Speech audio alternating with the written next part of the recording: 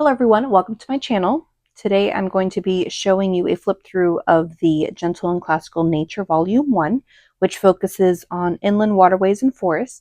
If you are interested in the Volume 2, that focuses more on the ocean life, you can choose either one, doesn't matter. I did get the digital version of this. Previously I had the preschool and I did purchase the hard copies, and that comes with the digital copies as well. But I figured I wanted to do it digitally this time around. One, it saved money, and secondly, I can print out whatever I needed instead of having excess material that I don't need. And so I thought that was a clever way to do that. So if you're looking for a way to save money and use only what you actually plan on using, definitely go the digital route. So obviously you don't see it all digitally here, although you could theoretically, if your child is older and has an iPad, they can probably do it digitally that way. We went ahead and made copies using the homeschool printing press, which I'll link them down below as well. And you can see kind of what we did. So the first thing we have, and I'll kind of go in like an order here. First thing is the guide. We have the table of contents here. Typically the teacher guide, which is what this is free. So you're able to download it on your own to see if this is something that you're interested in doing with your child. So she goes over how to essentially not get overwhelmed, what it's supposed to look like. Again, everyone is going to do it as they want to. It's not necessarily an open and go. You kind of have to prepare a little bit, choosing your levels, getting your memory statement board going. If you want to do a 2-day or a 4-day, extend it for the whole week, extend it for 2 weeks, whatever it is. What a 2-day, 1 week will look like, what a 4-day, 2-week schedule looks like. Again, the idea is that you are just using this in conjunction with something else, such as primer or preschool or whatever else, because this is meant for K4 through 4th grade, I believe. And so again, you can adjust. This is kind of like the science aspect of your program for homeschool. Well, anyways, this is just kind of giving you the beginning stages of what to expect, how to do things and whatnot. And then we get into the actual units. So we have the unit overview.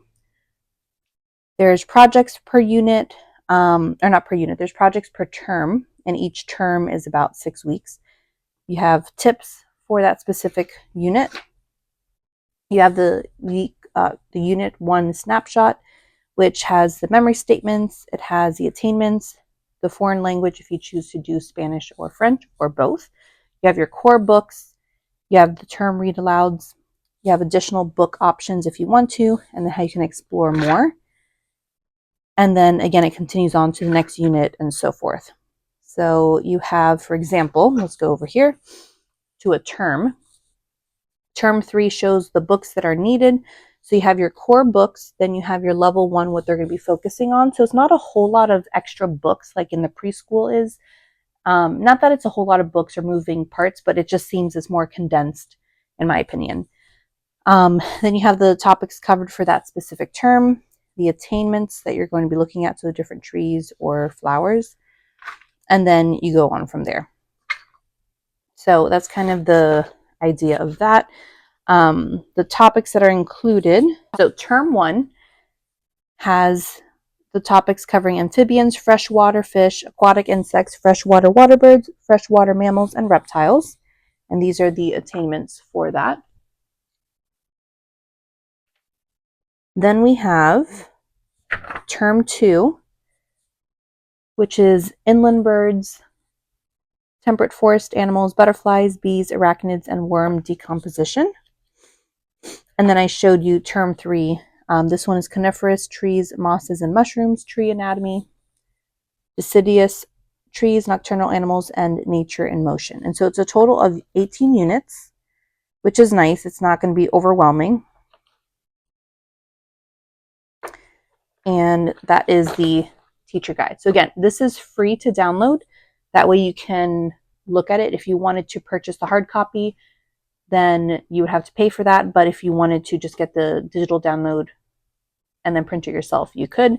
I did not because I wanted color, and we didn't have a printer at the time, and so I had it printed through that homeschooling press. All right, the other thing that does not come included with a digital copy, but if you wanted to have it, is a planning grid. And I have it both for volume 1 and volume 2. This is a 4-day kind of look at it. So again, you don't have to do it all at once. The idea is that you have morning basket, notebooks, core, and the foreign language activity, and then exploration. So it gives you ideas of what to do, what to read, which is nice per unit. So if you have no idea where to begin or what to do, this is a great way to get some ideas for it. The next thing is the student notebook. There is multiple levels. So I have level 1 because this is for my daughter. I have to write her name in the front here. She has to write her name. But essentially, this is where you do your activities. So you have all your units here. And it kind of shows you a rundown of the daily schedule and checklist that you can use. And so day 1, you would cover the nature nugget, which is just information about the next topic. Creature corner. Day 2 would be no notebook work. Day 3 would be copy work and attainment. Day 4 would be narration and additional activity. And then project 1 for unit 1 was the butterfly metamorphosis, which we did already. So it's kind of similar all throughout, which is great. Kind of like that routine. So this would be the nature nuggets, for example. So just give some information. I feel like it's nice, but I kind of don't think it necessarily prepares the child for the creature corner. You have to do additional information for that. So again, this is where it's not open and go, where you have everything within the information. You have to kind of pull in your own stuff. So so far that's kind of what I've noticed. Then you have the daily poetry recitation, and then you have the statement, memory statement that the child can write out. Again, for a 4-year-old, it might be a little too much to do it, so maybe they can do like 1 word a day, but you don't have to if you don't want to. Then you have a draw and describe what you've learned, and then you have a cycle of some sort that they can also trace the letters and kind of see what's going on. So the first week was amphibians. Then you have your attainment, butterfly metamorphosis, and I need my daughter to fill this out and color it in. And then there's also the Spanish practice or French, so the foreign language practice. There are going to be times that they're going to incorporate this throughout the book, which is nice, the notebook. And so it'll be things that we've already covered. Like, for example, we have already covered el huevo, el agua, and we're going to get to more of these later on. If this is pond, yeah, it looks like the pond. So el estanque. My daughter loves that one. La rana. So we have things here that we've already covered, but we're obviously still learning more, and we're going to learn more throughout. So el oso, la ala, different things like that we'll get to. And so then here's the project as well. So there's different things. It's very repetitious, but obviously it's going to be different because of what is going on in that specific unit. You have some activities, honeybee matching activity. Then you have the characters that are here that you can cut out and put them with their clothes, which is fun. So this is level 1. Level 2 I do not have printed because obviously I don't have a child that's at level 2. But you do have the option of printing out multiples of these. I just did this in a slightly thicker paper, not so much copy paper, but a higher poundage. Regular copy paper is 20 pounds. I don't remember what exactly I did here, but it was enough that it wasn't, that you could see through on the other side. But it wasn't cardstock, so that was that one. Finally, we have the Nature Collection notebook. This one is cardstock, so it is going to be a lot more thicker, and the reason why is because there may be some coloring with markers, there may be some gluing, and you want to have a good substance that you can glue that onto. So there's going to be similar things here. So we have, let's describe the tree. For example, this is for a tree. Here we go. So there's different things. There's flowers, trees, and I'll show you what each one looks like. You have the tree name, location found, thoughts about it. You can paste or tape various parts of it. So if you want to put the seeds there, if you want to put small flowers or a picture, you can do the same thing here. And then this would be the child drawing it on their own. Then here they would have the section of let's look closely. So they would paint the seed specifically, making it larger, or paint the bark here. Then you can circle, like, is it smooth? Is it bumpy, rough, peely, scaly? Are the leaves round, fuzzy? Again, trying to help you remember that. Now for the flower, do the same thing. You can put the flower name, where it was found, what your thoughts about the flower are, pasting different things of it. Then here would be where you would draw it. And then again, you can zoom in and look closely for that. And then the last one is for a bird. I know this bird, it starts with coloring it. Where was it found? Put a picture or a feather here. And then you're going to describe the bird. Is it small, medium, large? What shape is it?